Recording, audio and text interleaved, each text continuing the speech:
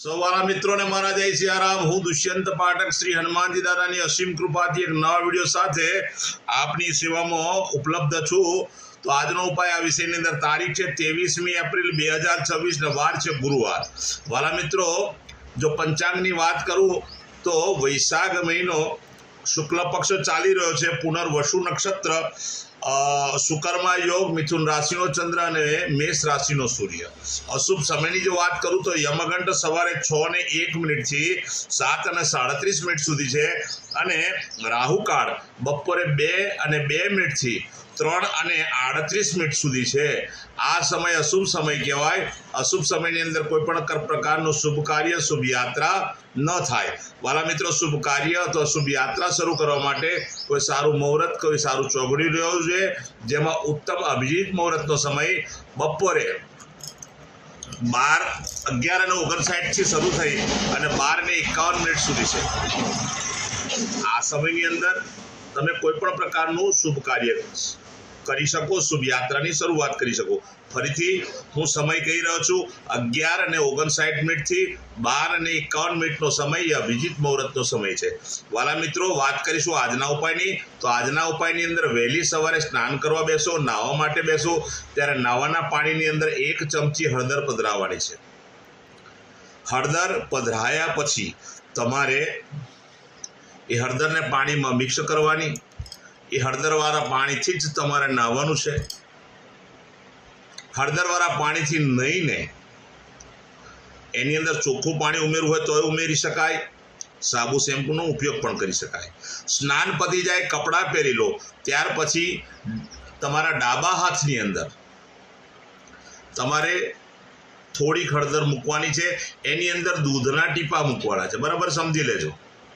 હળદર, દૂધના ટીપા મૂકી હળદરને ભીની કરી ચંદન જેવું બનાવી અને એનું તિલક કપાળમાં અને નાભી પર કરવાનું છે। વાલા મિત્રો, આટલું કાર્ય થઈ જાય, તિલક થઈ જાય, ત્યાર પછી સીધું સંધ્યા કાળે પશ્ચિમ દિશા તરફનું મુખ રાખવાનું।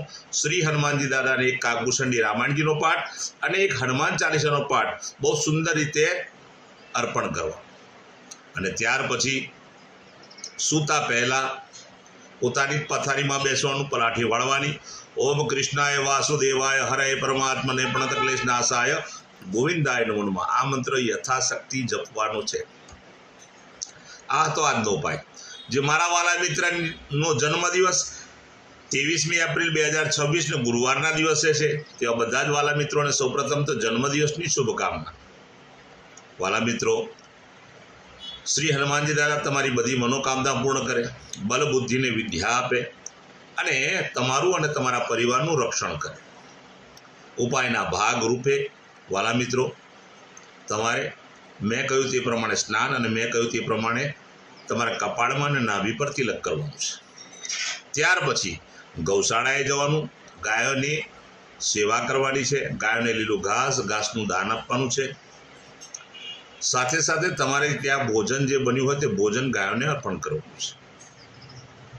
સંધ્યાકાળ થાય ત્યારે સૂર્યાસ્ત થતાં પહેલાં ચણાના લોટમાં બનેલું ફરસાણ તમારે નાના નાના બાળકોને, જરૂરિયાતમંદ વ્યક્તિઓને, શ્રમિકોને તમારે ભેટમાં આપવાનું છે। ચણાના લોટમાં બનેલું ફરસાણ। સાથે સાથે તમે ગુરુતુલ્ય જે વ્યક્તિને માનતા હોય એમના ચરણ સ્પર્શ કરી એમના દર્શને જજો, એમને પણ તમારે કંઈક ભેટ આપવાની છે। બસ આટલું જ કરી લો, આખું વર્ષ આનંદ સહિત પસાર થશે। જેમની મેરેજ એનિવર્સરી 23મી એપ્રિલ 2026 ગુરુવારના દિવસે છે, તેવા બધા જ વાલા મિત્રોએ સવારે સ્નાન કરવાનું, વડીલોના ચરણ સ્પર્શ કરવાના, આશીર્વાદ મેળવવાના, પોતાની માતાને કોઈ પણ પ્રકારની ભેટ આપવાની છે, પોતાની જ માતાને। ત્યાર પછી તમારે કોઈ પણ વૃદ્ધાશ્રમમાં, અનાથાશ્રમમાં શ્રમિકોને, જરૂરિયાતમંદ વ્યક્તિઓને અથવા બ્રાહ્મણને ચણાના લોટનું દાન કરવાનું છે, ચોખાનું દાન કરવાનું છે, તેલનું દાન કરવાનું છે અને ઘીનું દાન કરવાનું છે। આટલું કરી લો અને ગૌશાળાએ જઈને ગાયોની સેવા કરવાની છે, ગાયોને લીલું ઘાસનું દાન કરવાનું, અથવા તમારે ત્યાં જે ભોજન બન્યું તે ભોજન ગાયોને અર્પણ કરવાનું. બસ આટલું જ કરી લો. પતિ પત્નીનું આખું વર્ષ આનંદ સહિત પસાર થશે. મારા બધા જ વિડીયો યુટ્યુબ પર હોય છે. મારી યુટ્યુબની ચેનલનું નામ છે દુષ્યંત પાઠક. તમે મારી ચેનલને સબસ્ક્રાઈબ કરજો, બેલ આઇકન અવશ્ય દબાવજો. હું નિયમિત એક વિડીયો મૂકું છું. તમે બેલ આઇકન દબાયેલો હશે તો તમારા મોબાઈલ પર તરત જ નોટિફિકેશન આવી જશે, મારો વિડીયો તરત જ જોઈ શકશો. વાલા મિત્રો, મારું ઇન્સ્ટાગ્રામ અને ફેસબુકનું પેજ છે, એનું નામ પણ દુષ્યંત પાઠક છે. મારા પેજને ફોલો કરજો, લાઇક કરજો, મારા બધા વિડીયોને શેર કરજો. કોઈ જરૂરિયાતમંદ સુધી આ વિડીયો પહોંચે, બસ મારી એટલી તમારા સુધી પ્રાર્થના છે. હું નિયમિત એક વાત કહું છું, ફરી કહું છું, મારા વિડીયો જોવાથી કે ઉપાયને સાંભળી અને ઉપાય કરવાથી 24 કલાકમાં પરિણામ નહીં મળે. નિયમિત મારા વિડીયો જોવા પડશે, નિયમિત તમારે મારા વિડીયો મુજબ ઉપાય કરવા પડશે, ત્યારે તમારા ગ્રહો બેલેન્સ થશે અને અંતે તમે સંઘર્ષમાંથી બહાર આવશો. નવા વિડીયોમાં ફરીથી મળીશું. આપ સૌને મારા જય જય સિયારામ.